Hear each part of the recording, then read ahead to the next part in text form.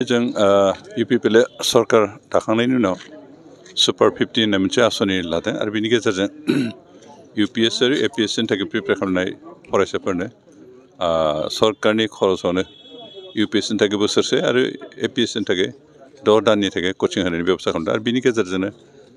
जोंनि ओनसोलनिफ्राय गुबुन गुबुन जाति जनगोष्ठीफोरनि गेजेरनिफ्राय जाहाथे मोजां प्रशासनिक एडमिनिस्ट्रेटिभ अफिसार जाहाथे ओंखारो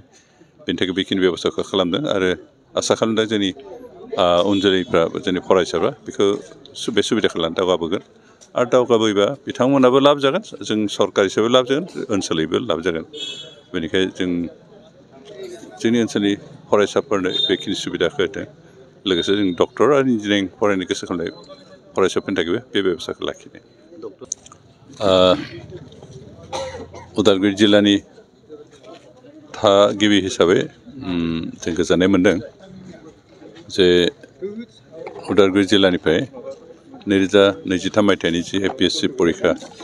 बेवहाय गासै 6 उथ्रिदोंमोन। जों सिगांनि बोसोरफ्राव नुदों जे उदालगुरि ओनसोलनिफ्राय UPSC बा UPSC थ' दासिमहालागै गैयानो सासेबो APSC परिखायाव उथ्रिनो जानाया मालाबा 5 बोसोर गाहामनि उनाव सासेल'सो बिदि उथ्रियोमोन खिन्थु थांनाय बोसोरथामसोनि गेजेराव जों नुदों फ्राय बोसोरफ्रोमबो 3 4 बिदिया उथ्रिबाय थादों। 2022 खोब समाव 8 जन उथ्रिदोंमोन एबार 6 उथ्रिबाय बे जोंनि थाखाय गोजोनथाव बाथ्रा बिनिनो बिथांमोनखौ जों बरायदोंमोन जिहेथु बिथांमोना जोबोद दुखु खस्थ' खालामनानै बेखौ उथ्रिबाय आरो उथ्रिनानै आसामनि गोजौ थाखोनि बिबानगिरि हिसाबै खामानि मावगोन आरो समाजखौ सिबिबोगोन आरो बेनिखायनो बिथांमोना जाहाथे थिग मथे सिबिलांनो हायो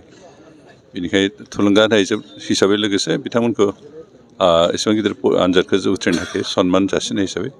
दिनै बे फेलिसिटेसन हाबाफारिखौ लादोंमोन। दिनै 2ल' नुजाथिफैनाय बाखिफ्रा गुबुन गुबुन खामानि बेस्थ' जानायखौ फैनो हायाखै आरो जों बिथांमोनखौबो उनावहाय बरायगोन।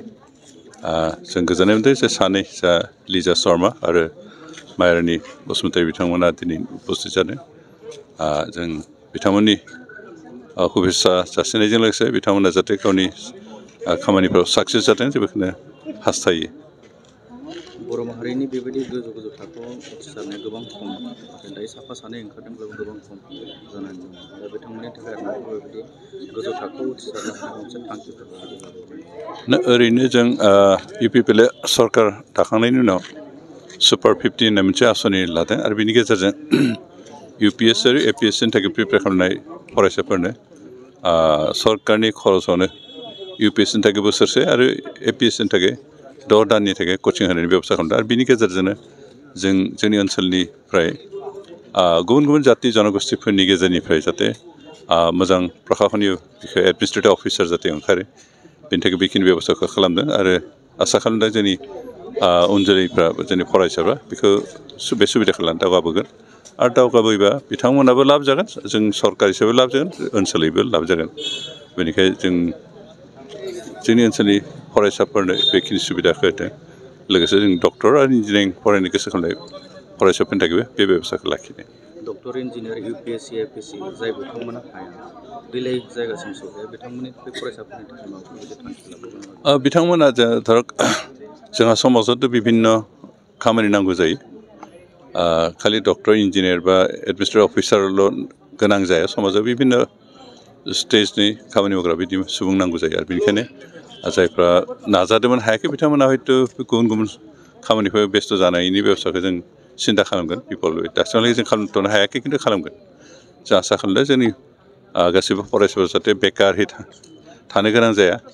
माबा मोनसे ना माबा मोनसे मावनानै जाहाथे थांना थानो हायो बेबायदि लामाखौ जों होनो नाजागोन।